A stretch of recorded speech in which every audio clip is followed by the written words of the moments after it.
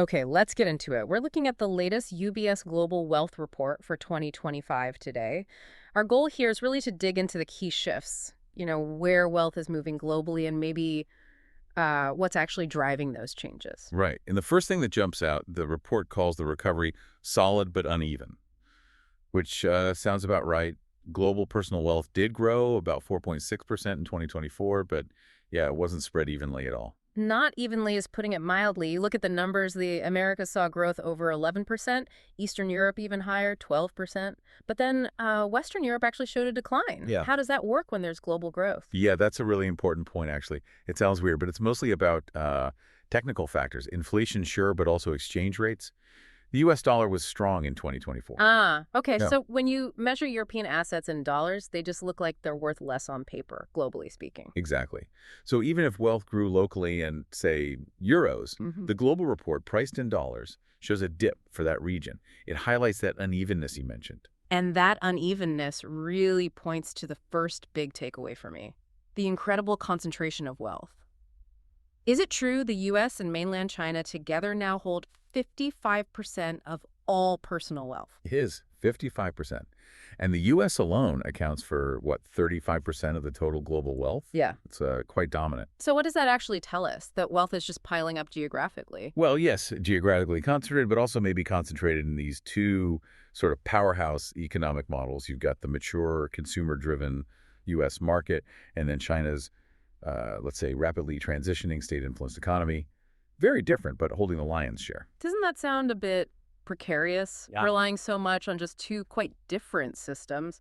What's the risk there, according to the report's implications? Well, it certainly implies a dependence, doesn't it? The stability of, say, the U.S. consumer is critical. And at the same time, you're watching the volatility in China, especially with real estate and industry shifts. The whole global wealth picture is quite sensitive to what happens in just those two places. It's structurally fragile, you could say. Okay, let's drill down into the U.S. side then. Where is all this wealth creation happening? It's not just about billionaires, is it? I was struck by this Emily group. Ah, yes, the E-Millies, the Everyday Millionaires. It's a fascinating group. People with assets between 1 and 5 million U.S. dollars. And this group is exploding, right? Exploding's a good word. Their numbers have quadrupled since 2000. We're talking about 52 million people worldwide now. And get this, together they control about $107 trillion. Wow, $107 trillion. That's almost as much as everyone worth over 5 million combined. Pretty much, yeah. It's reshaping the wealth landscape significantly. So what's the engine behind this? What's creating all these new sort of everyday millionaires so quickly? The report is very clear on this. It's overwhelmingly asset appreciation, specifically property. Rising real estate values, particularly in big cities, have been the main fuel. Just how fast are we talking? Think about this statistic. In the U.S. alone, during 2024, the country added over 1,000 new millionaires every single day. Wait, hang on. 1,000 a day, just in the U.S. So while we're sitting here talking, dozens more people crossed that $1 million threshold, mostly because their house value went up. That's essentially the picture, yes. Yes. Driven by asset inflation. Okay, that connection between asset values and wealth brings us to maybe the biggest finding for the next few decades. The report talks about a great wealth transfer. Monumental is the word.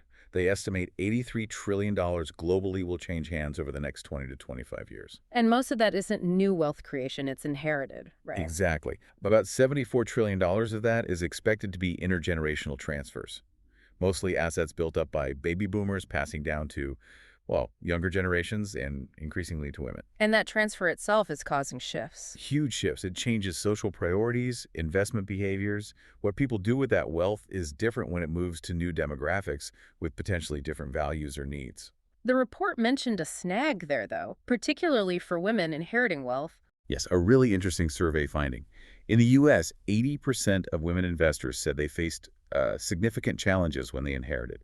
Things like complexity, lack of planning by the previous generation. And they expect problems in the future, too. Yes, 74% said they anticipate difficulties managing inheritances they expect to receive. It just highlights a massive need for better financial planning and advice around these transfers. So pulling it all together, what's the main story here? What should you really take away from this report? I think the core insight is that wealth, increasingly, is tied to owning assets, especially property. Yeah. It seems to be decoupling somewhat from traditional GDP growth. Making money isn't just about income anymore, it's about asset appreciation. So the biggest financial narrative for the next 20 years isn't necessarily about creating wealth, but about how it gets moved around. That really captures it. It's about the transfer. And just one final thought on inequality.